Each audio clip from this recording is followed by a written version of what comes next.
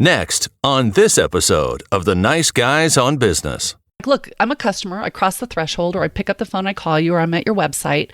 And here's what my expectation is. So how do we reverse engineer what we do as businesses through the lens of what customers really, really want? When it was written a couple of years ago, that was a period of time when businesses didn't understand that the tail was now wagging the dog, that customers were now in control and really dictating the purchasing behaviors of other people who were looking at a business. And so it was really helping business owners understand these are some very simple key things that you could be doing with your staff that can create loyalty. And anything short of that, you're failing them.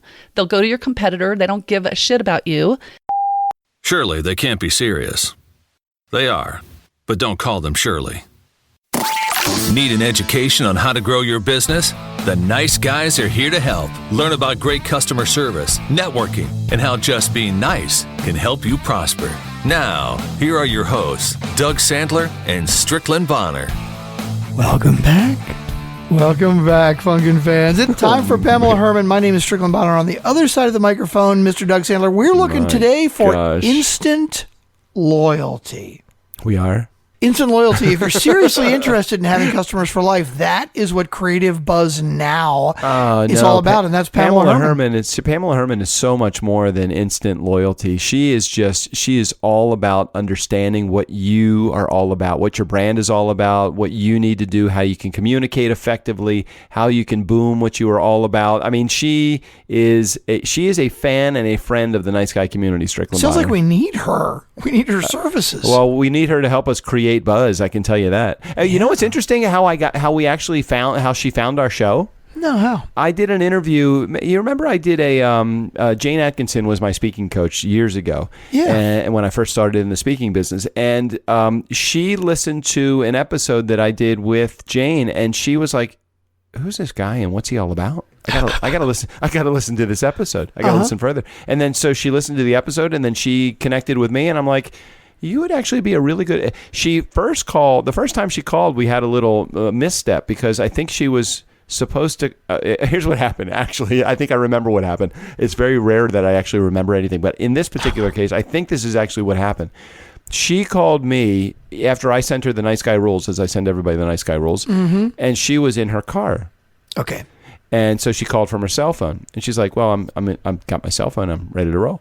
And I think I said, "What? Like I'm ready to roll? Like I'm going to do the interview right now?" Exactly. Is that what you said? I think that was like my attitude. I believe my attitude was probably, well, we really try to make it sound really good. If I remember, Pamela, if I've gotten this all wrong, forgive me, but I think that is actually correct. I think she was running a little bit behind, a couple minutes behind, and she just wanted to be able to connect with me so that she wasn't late for the interview. So she called me from the car, and then I think it was going to take a couple of, I believe, Pamela, it was all her fault. I believe it was all her fault. Okay. Now that you've totally thrown her under the bus, can you get to the point of the story? Yeah, am I allowed to throw a guest under the bus? As long as you get to a point somewhere, yes. Yeah, you can. But then so instead of doing the interview, we actually just had a get acquainted call, and I discovered that she's actually she was a great person. She was great. She helped me just kind of put my head on straight about how branding works, how marketing works, some of the basics, because she knew not to hit it on a 2-on-1 basis for me. She kind of hit a 1-on-1 class for me. Mm-hmm. And I got it. And I started to really understand a little bit more about the simplicity of branding, but the complexity of how it works in the marketplace. Mm-hmm. And you'll hear on today's interview, you'll hear a lot about branding, about how to create buzz, about how to kind of separate yourself from all the noise that's going on. So really how to use stories, effective storytelling as a part of your brand. She gets all into that. So I was excited when it was better that the interview didn't work out the first call, and it did work out the second call because it gave me a chance to get acquainted with her. You know what her title is? Is she the president of the company also? When I ask the question, do you know what the title is? And your answer is, what does that I'm guessing that means no. You're allowed to say, it's okay to say, no, I don't, Strickland. Why don't you tell me? Because I wouldn't have asked the question if I didn't know the good answer. Well, you got to put the fidget spinner down now too. See, are you hearing that now? Yes, I am. God damn. Strickland, you were wrecking You know the what? effect. I put down the Velcro because it was too loud. That was I worse. went specifically upstairs and got my daughter's fidget spinner because I'm fidgety. Just maybe spin it a little bit softer. Why do you have to hit it so hard? It's the whole point of it. No, it's not. Is The point to is just spin to it have the hard. spin.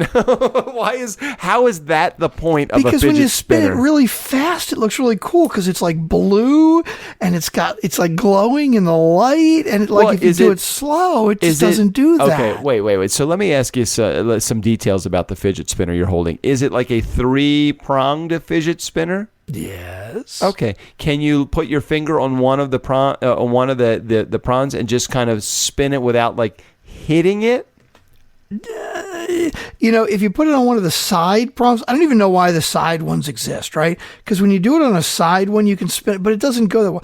You got to hold on to the center, and then you spin it, and it goes really well when you hold on to the center. Yeah, of course you hold on to the center. Right. Why do the side ones even have little spin things? I don't know. Well, you know what? It's because I don't know. That's a good question. Right? Why do they have little? Yeah. Why do you need 3 additional sets of?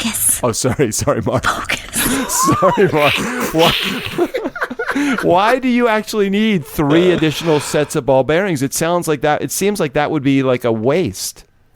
If we have any engineers that are out in our Funkin' Fan community, if you could let us know why it is that there's got to be 3 additional sets of ball bearings. It could be that people fidget with the side ones, but they just don't do it. Like when you hold on to the center one, yeah. the instinct is to spin it really quickly. Right. Because it just looks cool and it feels cool. But maybe there are other people that just want to fidget with the side and not necessarily, because you can't spin quickly with the side ones. You just but it's really hard if you're holding on to the side ones. You can't spin it around. You can just kind of rock it like a cradle back and forth. Right. Well, maybe some people like to fidget like that and not do a big spin. I'm realizing that we're talking about the fidget craze, like 6 goddamn months after it's been huge, right? Like we're finally catching on to this I'm just catching on to Pokemon. Come on, is Pokemon Snap still a thing? So do you know what Pamela's... No, actually I don't. What her title is? Oh, did we have an interview today? Sorry, Pamela. Sorry. Chief storyteller. Yeah, she's a great storyteller too. I love that. And by the way, they have 2 podcasts on their About Us page. Yeah. And I don't know who does what. I don't know if these are both like company podcasts or if these are podcasts that are put out by individual members of the team. It's a little sensitive subject that I really don't think we should talk about. What are you talking about? They're not ahead of us on Overcast or anything. No.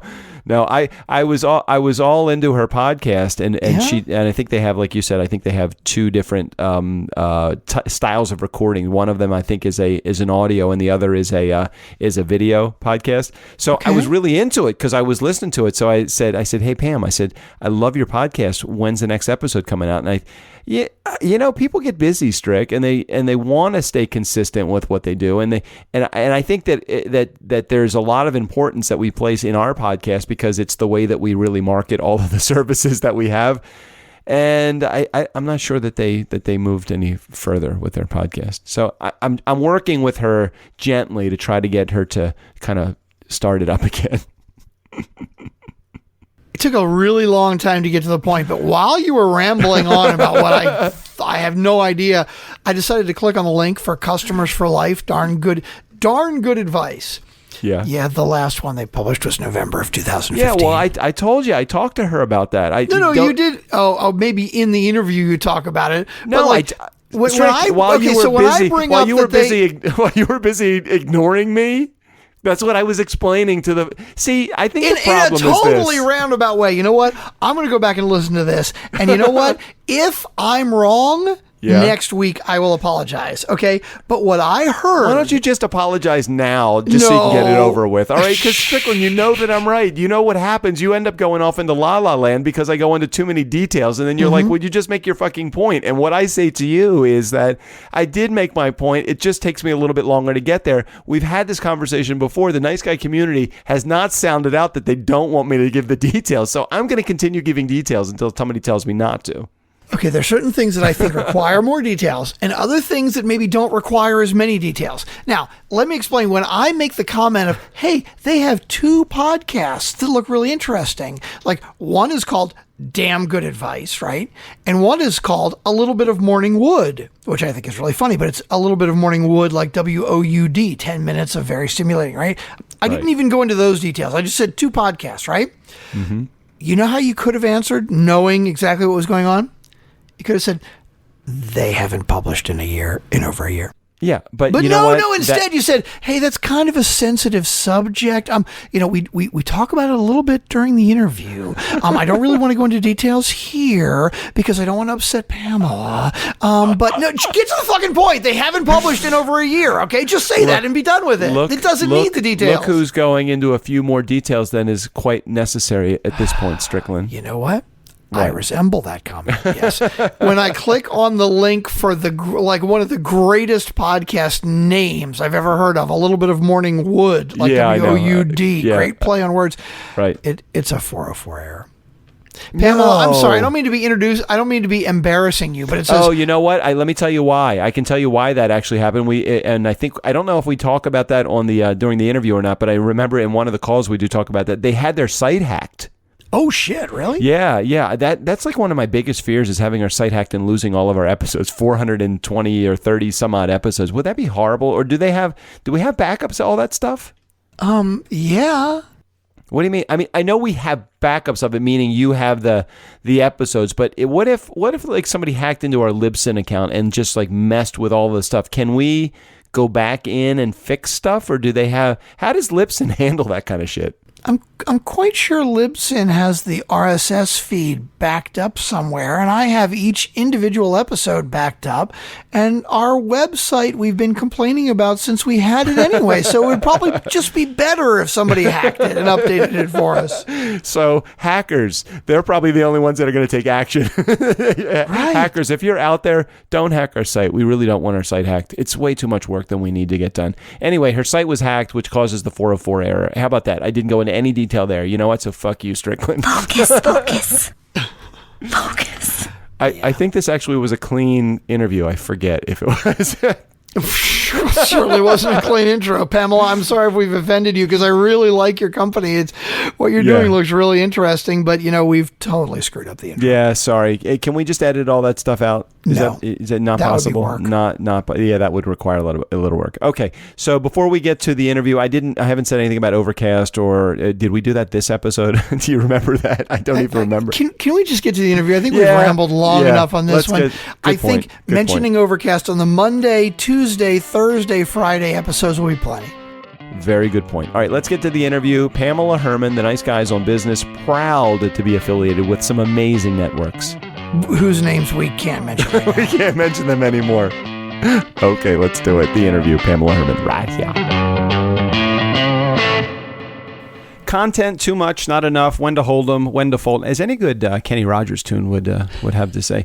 Pamela Hermann is here to talk about what is content, what it's all about, how to have enough of it, how to show it, when you're supposed to show it, when you're not supposed to show it, how to create buzz.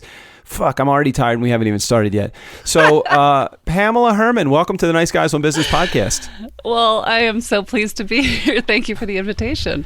Well, this was a misstep on my part because I called you on the right day at the right time, and you just completely blew me off the first time we were supposed to have this interview. So what I was testing you. I'm like, how badly do you want me? Well, oh geez. Okay. Well, I guess so. It's either Pamela Ann if you're really in deep doo-doo. It's Pamela if I'm working with you, and it's Pam if I'm a friend. So is it? What is it today? Today you're going with Pam, or actually, yes. Doug, this is even better. Yes. My really close friends call me Pammy in my family. So you know what? Let's invite you into that circle. Let's go with Pammy. I notice. First of all, when you have a podcast, as you did or do, or we're going to talk about this. We'll get into more details. But if you have a show that at some point was called Morning Wood, I mean, Come on, Pammy. Bring it. I love the name of the show, and I watched a couple of times because is that considered a vlog or a webinar? Wait, what is it? What is it really? What is it? It's like a vlogcast. What the hell is it? We need to coin a new phrase because. Yeah, it's like a vlog. It's basically our musings. We'd talk for 10 minutes, my business partner, Patty Dominguez, and myself, and we would read an article or we'd have an experience out in the business world, and we'd come back and we would just chew the fat and basically riff on it. And completely unscripted. Hey, here's something that I read in Harvard Business Review. What do you think about this? Agree, disagree? And she and I would go toe-to-toe. So, the Morning Wood Show is what it's all about. You can see our faces on there and our voices. You guys are funny. I mean, really funny. And I can't remember how we came together originally. Who brought us together? Do you? Jane Atkinson. You were a guest on her podcast. Oh yeah, that's right. My speaking coach. Oh, so yes. you watched me on Jane, and then you decided, hey, this is a nice guy, and then you came on my podcast, and you discovered that I'm really not a nice guy, but I just call it the Nice Guys on Business. Well, yeah. Your hook worked, and I was just like, okay, I'll go over to your podcast. I'll listen to you guys and see what you're up to. And no, it was really good. And what I had a total appreciation for it. You guys have a great partnership and great synergy on air. You can hear it. And, since then I've learned that you guys, your friendship goes way, way back. And that's why you have that comfort zone. And I love listening to people riff on podcasts. Anybody, whether they're talking about sports or politics or whatever, I just love when people are unscripted, completely present in the conversation. It's really hard to find people that can do that really well. So you got me. I subscribed. We appreciate that. We like to go off on a million different tangents. Today's episode we went through. I was listening today, and so the airing of this of our episode today, which is the day that we're actually doing this interview, Strick completely went off the deep end, total fuckery when it came to religion, and I'm like, oh shit, don't talk about religion. I mean, it's not that I don't want to talk about religion on the show. I don't really care if it's religion or any other subject that's complicated to me, like sports. All of those are complicated. Yeah, sports goes into the same category as religion in my perspective. I don't know enough about either one to have an intelligent conversation. So I'm like, okay, I literally just sat back. I turned off my microphone and I just said, let him go. Yeah. And he didn't give me a chance to get in edgewise anyway, so it doesn't matter. Well, and Patty and I do the same thing where sometimes she'll go for 5 minutes and I'll just kind of sit back and just wait until she takes a breath, and then I'll insert my limited knowledge of trying to plus what she's saying in some way, shape, or form.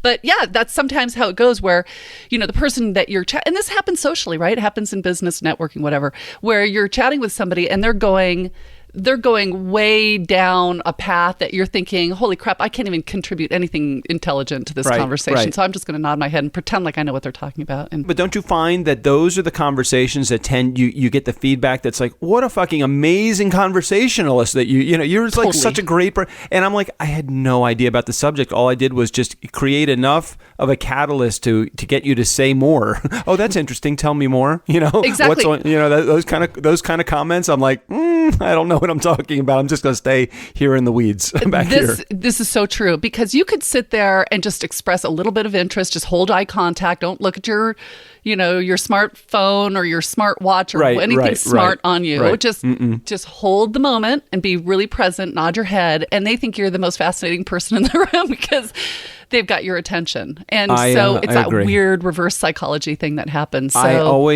As I do that, and again, somebody that's had a show and somebody that understands the reality of networking and building relationships, I always feel like when I do that, I'm such a fucking fraud. I feel like this level of insignificance that I feel so tiny in the world of knowledge when anybody, even when Strick starts talking about subjects I don't know about, I don't want to sound stupid. So I'm just like, yeah. I had this very thing happen last week. So I was speaking at Digital Summit in Denver. And one of my new business acquaintances is a researcher with Forrester, and he was speaking there. So we went out for a beer, and then he invited somebody that he knows that owns a big agency in Denver. And then there was a guy sitting next to me from Full Contact, and they're a SaaS company. And anyway, the three of them were having this in-depth digital conversation. I know enough about digital to be dangerous, but I could not talk about how this is affecting Europe, Google in Europe. I couldn't talk about anything that they were talking about. So I kind of sat there. I was doing that poser thing, like I had my chin in my hand and I was rubbing it and I was looking very intently at them. And there was this pregnant pause and everybody, all the eyes just kind of looked over at me. It's my turn. Right. And so I looked. My turn. I'm like, stay cool, stay cool.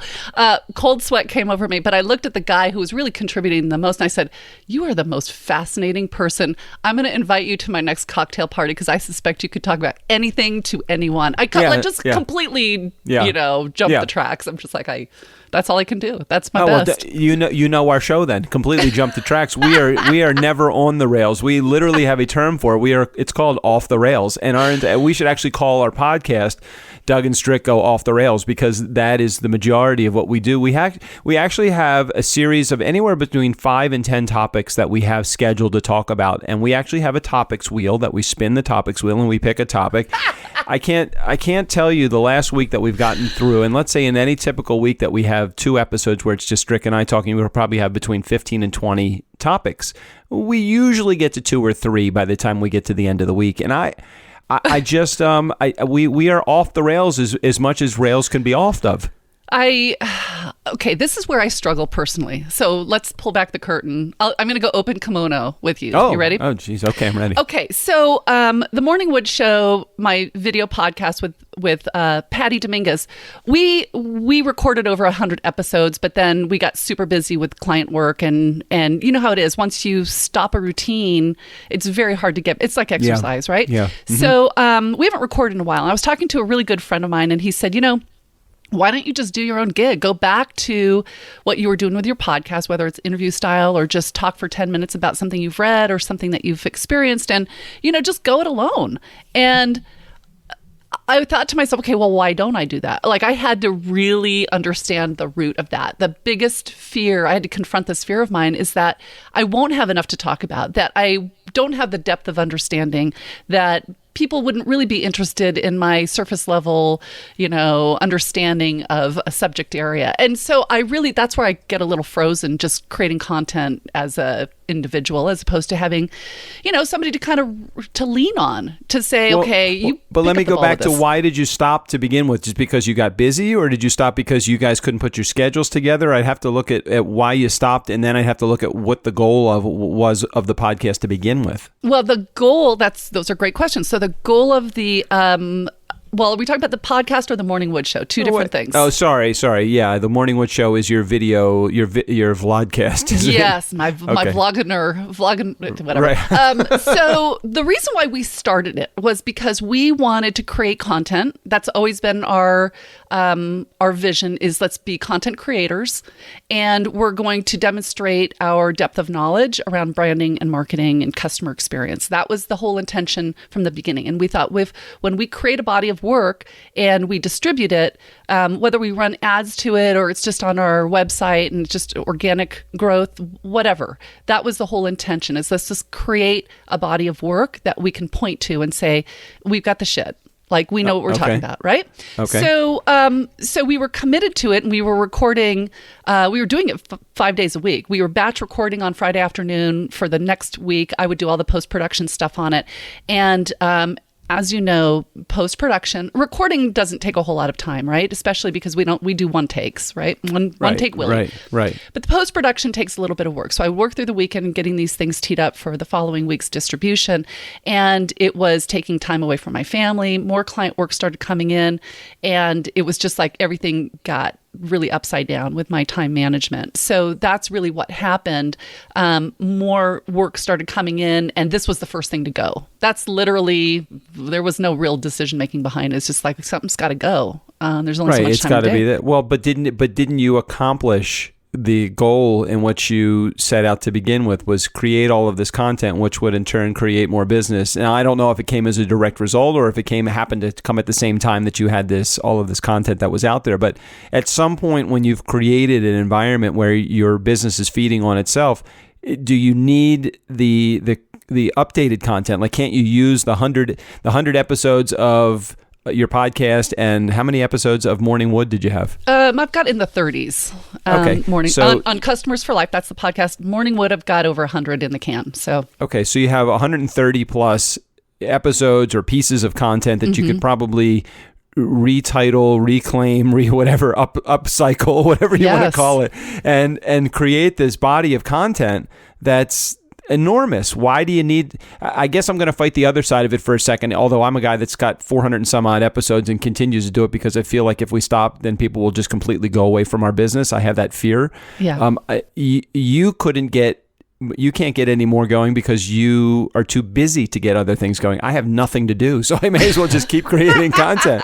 Well, and the podcast, it's different because your business model is different than mine. So, I have a consultancy business. I know you do as well, that you do a lot of consulting and coaching. And your podcast is a lead generation tool to bring people into that. So Right, it's an essential part of your funnel. Right. For us, we had multiple ways. What we found was that the majority of the new business was coming in just through me going into Denver, networking, going to find, CFOs and CMOs and all the C's up there, making relationships with them and them saying, hey, we want to bring you guys in to help us with some specific projects. And so what we found worked was more of the face-to-face connecting. Yeah. And really the content that is now being curated and archived to some degree is sitting there in LinkedIn so that people who are just trying to check out my stuff are just like, oh, okay, I see her face. I can hear that she can have an intelligent conversation. She seems to know what she's talking about around branding and marketing customers. So yeah, she passes the litmus. So that's one part of the equation. And the other interesting part is there's plenty of super successful consultants out there that never create one skosh of content to be shared with the public. And so yeah, there's an ego behind it. So when you go back to that question of, why did you stop, or why did you even start to begin with, or why don't you continue? I think there's something about it that fuels me from just a pure and simple ego standpoint. I love showing that I've got some grit and that I can tap dance and do improvisation and all of that is good. And it demonstrates my personality, probably my values as much as anything else. And so yeah, ego, that's a big part of it too. Yeah. Yeah. Well, I think part of it also is that relationship building side of things and the emotion. I watched, I can't remember if it was something I listened to or something that I saw that you were on, the connection between business and emotion, and that you're talking about, or maybe you were debunking a myth about emotional people being weak and a bit unbalanced and bad in business. Do you recall chatting about that, or can you just spend a few moments? Because at the beginning, at the top of the episode, like after about 12 seconds of listening to you, I can tell that you're a funny person, and sometimes that's perceived as, well, it's great to be fun and funny, but how good are they in business? Can you debunk the myth that emotional or funny or a relationship type of people are bad in business? Well, it's all by design, to be honest with you. When I think about a business persona, my personal persona, my on-air persona, it's all the same. Right, and that's by design. I want to live a very congruent life. I want to, I don't want to be different personalities in different segments of my life. I'm the same person on air that I am to my kids. I communicate the same way with them. So it's the light, the fun, the funny, that's so core to who I am, and it creates this this understanding of authenticity, and it attracts other people that are just like that. So if somebody says, Pam, you're too rooted in humor, I need somebody that's a little bit more rooted in logic, I'd say, I swim between these 2 points, and if it's not a good fit for you, I'm glad we recognize it now, because there's plenty of people out there that I can work with that really get who I am. They like to have fun in business. They want to be smart about the way they're doing business, and I can absolutely provide that. But I'm not going to compromise the fun or the funny. Again, talking about my buddy from Forrester, that guy is 100% logic. And when I do a webinar with him, my goal is to try to just get him to laugh and to do something that kind of breaks that state. But that's him.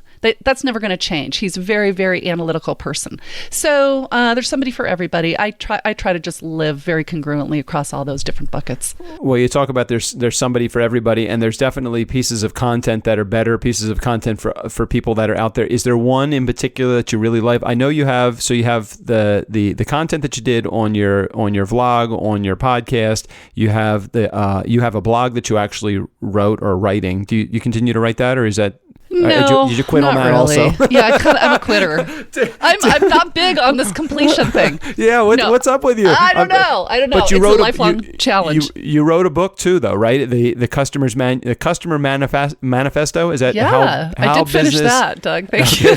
Well, yeah. Well, that was a definite beginning. I don't want to paint the picture that you're a quitter, but but a book is really nice because there's definitely a beginning and an end to writing that. So do you feel like you've completed something properly? Yeah, I do. And I'm really super proud of it, not only because it takes, anybody that's written a book knows it's grueling. I mean, it requires extreme discipline, and I'm a little bit more freeform in the way I approach projects. So this required discipline every single day and a commitment to it. So I worked with somebody to help me through that.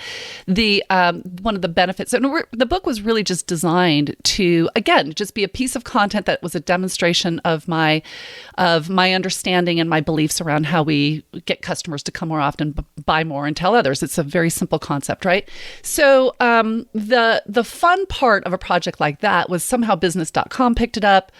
They put it on a list of customer service books every business owner should read. Yeah, I saw that. You're on the list of a book every business owner should read. I was going to mention that. Business.com, that's a big deal. That was a big deal. And so it got a lot of exposure for that. I mean, there was Gary Vee was on there, and notables, like high notables. So it was a huge honor for me. That was just an unintended consequences. It was really just designed to be a marketing piece for me. So what was your original question, Doug? I'm going back. I don't remember. No, I was going to say, but my question was going to be, why do you think that book had such a big impact on the market? Do you think it's because businesses are failing customers, on a routine basis, or do you think, a lot of people, they want customers that last forever, but they fail at finding that. Right. But the book has had a huge impact. So I was wondering if you think it's because that a lot of businesses have been failing customers on a routine basis, or are people just curious, how do I keep my customers forever? Yeah, it's a combination of things. I would say, first of all, the perspective that the book is written from is from the customer's perspective. And most books on customer experience and how to retain customers is written from a top-down, or from a research perspective. Mine is just like, look, I'm a customer. I cross the threshold, or I pick up the phone, I call you, or I'm at your website. And here's what my expectation is. So how do we reverse engineer what we do as businesses through the lens of what customers really, really want? And it was, when it was written a couple of years ago, that was a period of time when businesses didn't understand that the tail was now wagging the dog, that customers were now in control and really dictating the purchasing behaviors of other people who were looking at a business through ratings and reviews. That would be one way that we're influencing, right? Right. And so it was really helping business owners understand these are some very simple key things that you could be doing with your staff that can create loyalty. And anything short of that, you're failing them. They'll go to your competitor. They don't give a shit about you. Literally, you will never achieve loyalty if you can't even meet the base level of managing expectations. That's all right. Really so share. Since you've teased it a little bit, can you give us a tidbit of something that would really, really help us with building customer loyalty? Something that's simple that our community can do just by listening to this podcast? Well, let me ask you a question. Is your audience more entrepreneur? Are they digital? Are they online? Do they have brick and mortar? Yes. All of the above. So what I would say is we have a lot of entrepreneurs in our group. We have those in the real estate community that are old school relationship building, but they need technology to benefit them. We have people that are in our audience that are brick and mortar, but I would say the majority of people are here are just love action items, things that they could do tomorrow, today to retain or build their customer base. Well, let's talk about something that most business owners, regardless of whether they're internet based or brick and mortar based, have, which is an email sequence, for example. Sure, everybody's got email. Everybody's got that, right? So they go to the website, or perhaps at the register, they're just like, hey, get on our email list and we'll send you some coupons, blah, blah, blah. So we're gathering people's email addresses. And as soon as they come in, that's customer touch point number one, is that you're sending a message to them through email saying, hey, thanks so much. We appreciate you hopping on our list. Here's what you can expect. Okay, so that would be the first place that a customer is looking at your messaging, and they're trying to understand, all right, is this just going to be another piece of junk that's going to be coming into my email? Is there value for the exchange of my email address, whether it's content or coupons or discount, whatever it is that you're swapping out? They're trying to understand, who are you? What are your values? And is it in alignment with what I need and what I believe? So when you look at an email sequence, this is what's called customer journey mapping. It's a very simple thing to do. Let's say you've got 8 emails in that initial indoctrination, right? Where you're just trying to spend a couple emails, them getting to know you. You're starting to share content or coupons. And then you're starting to drill down into a deeper level understanding that they know that, why you do business, how you do business, what kind of business you do specifically, what kind of customers you're looking for. And so they get it. You're just trying to set the tone with what this email sequence is going to look like. Exactly, because what you have to do is you have to get into the head of your customer. This is really, really hard to do. But what you have to do is say, okay, well, what is my customer thinking, feeling, and doing with every single email that I'm dripping? And if it's an 8 email sequence and you're dripping out over 8 days, then it's setting that expectation, you're building a relationship, and then you're asking for a call to action. And so when you can start to look at those emails and just understand, look, is my personality coming through?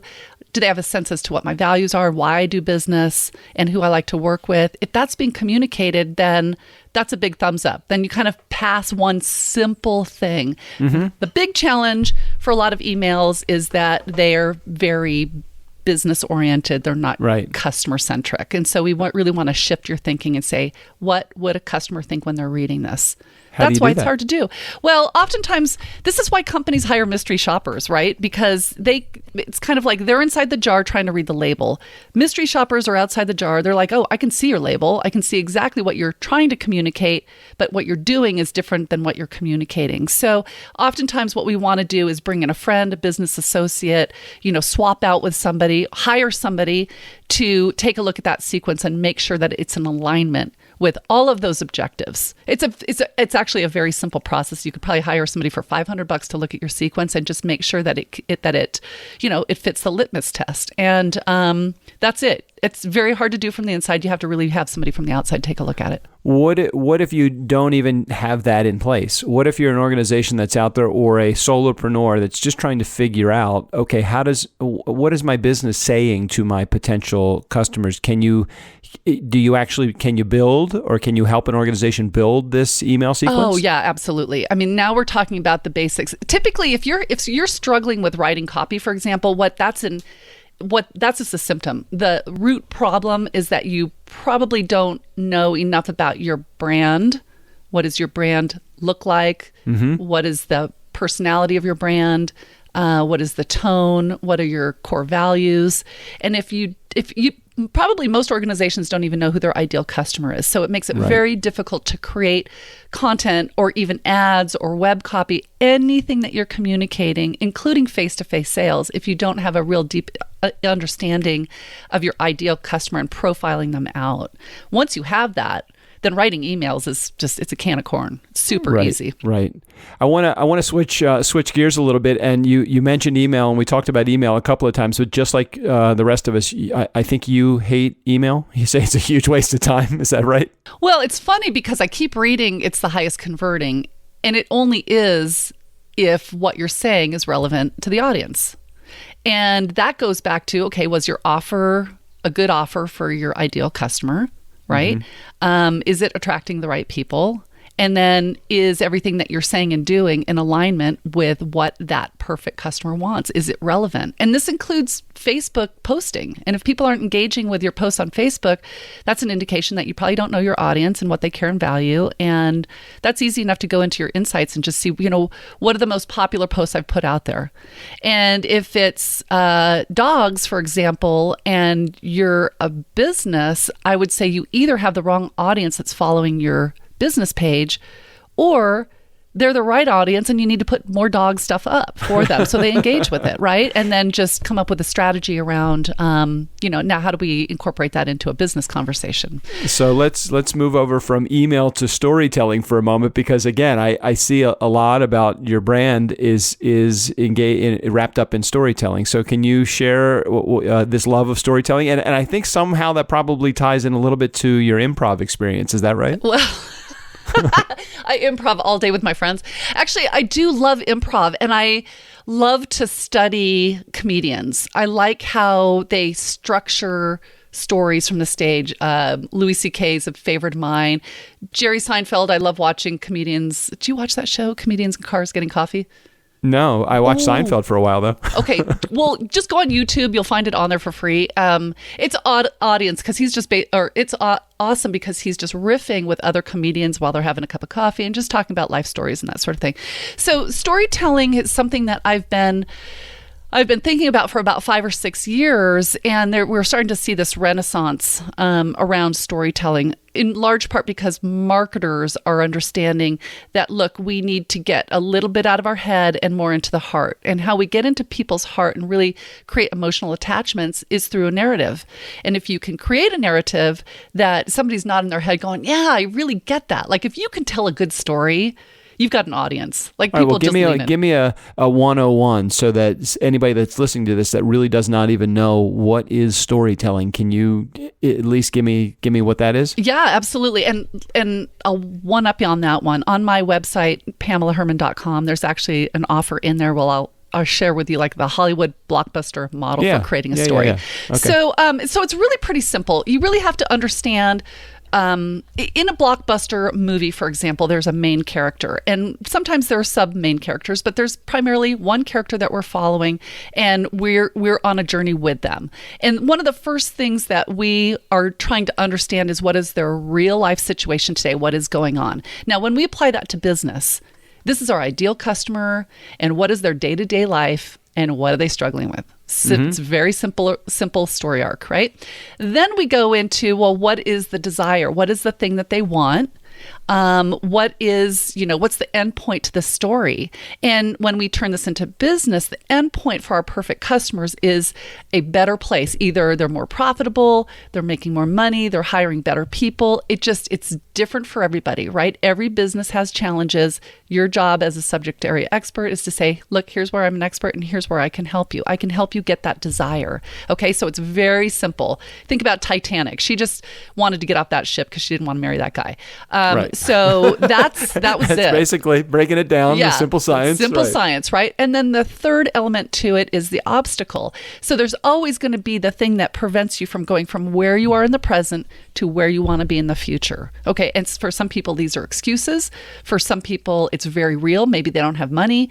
For some people, it's like, well, I don't have the labor to do the thing that I need to do. That's what's preventing me from getting where I need to be. Again, every ideal customer has different challenges, and our job is to write that story and to say, okay, here's my perfect customer. Here's a profile of what this individual looks like. Here's what I know that they want and that I can help them with.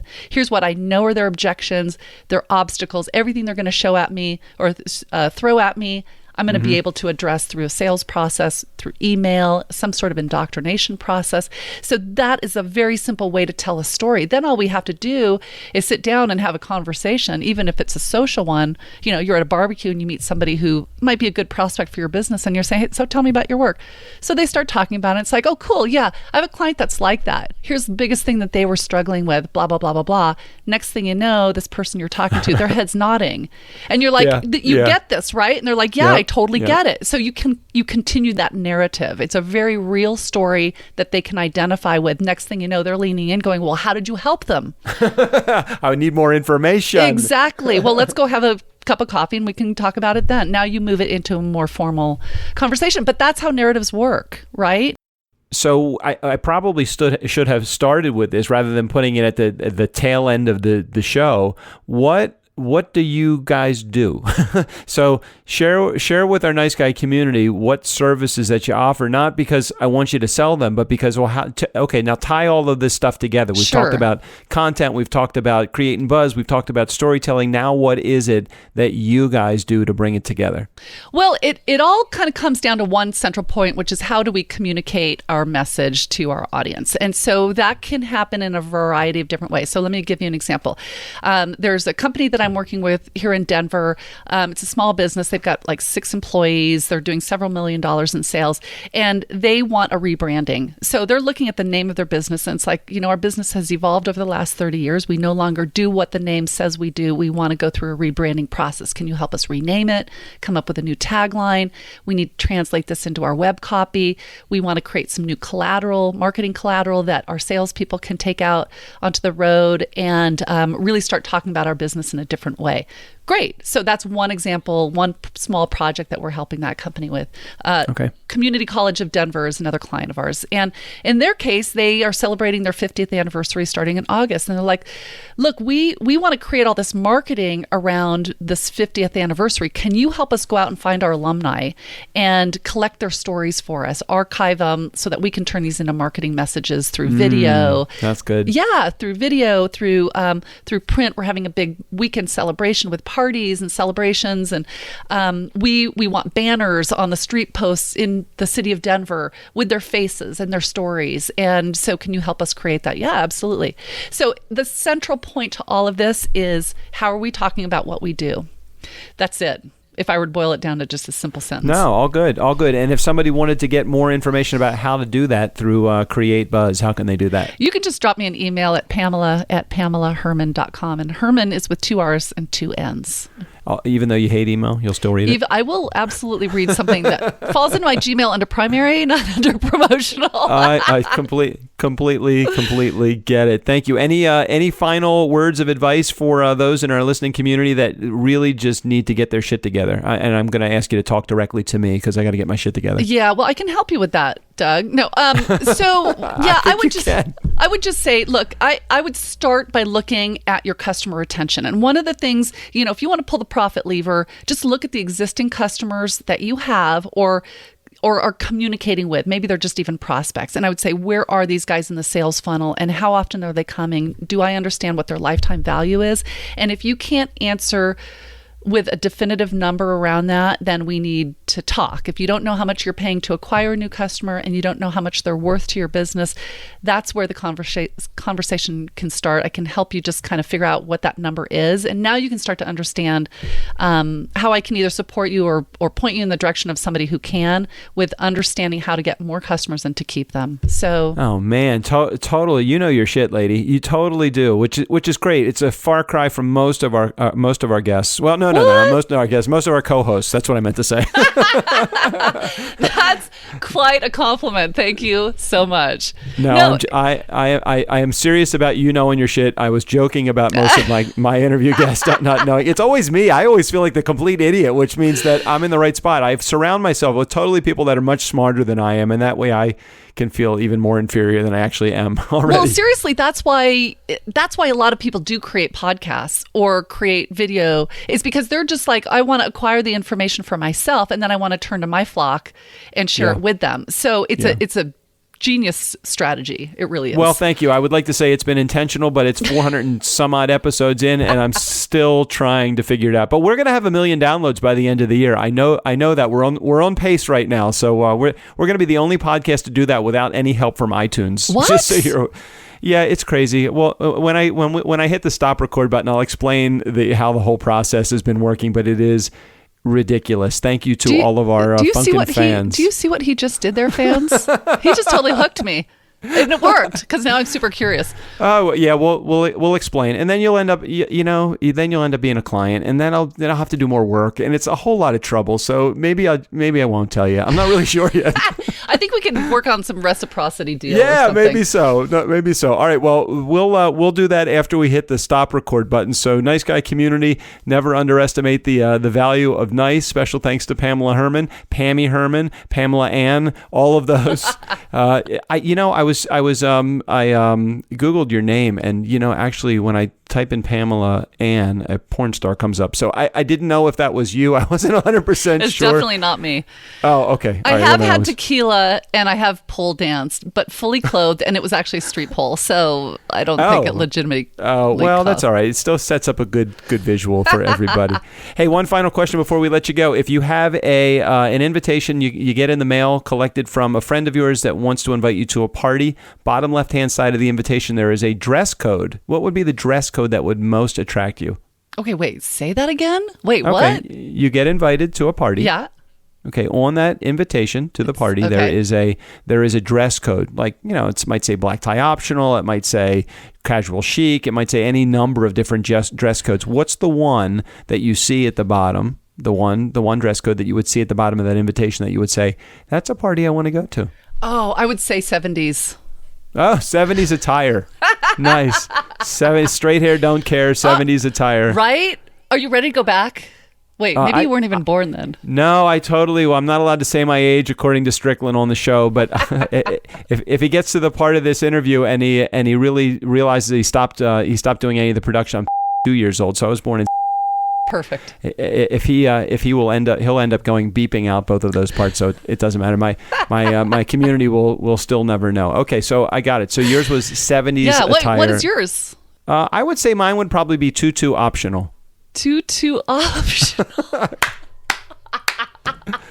I don't know. I'm totally writing that question down. That's genius. For some crazy reason, that would be mine. Anyway, nice guy community. Let's get us out of here. Steve O'Brien, take us out of here. The nice guys want to hear from you. Call 4242 DJ Doug and ask any questions you like. Well, except about the cloud. Nobody understands the cloud. Don't bring up Santa Claus either. Doug's still a believer.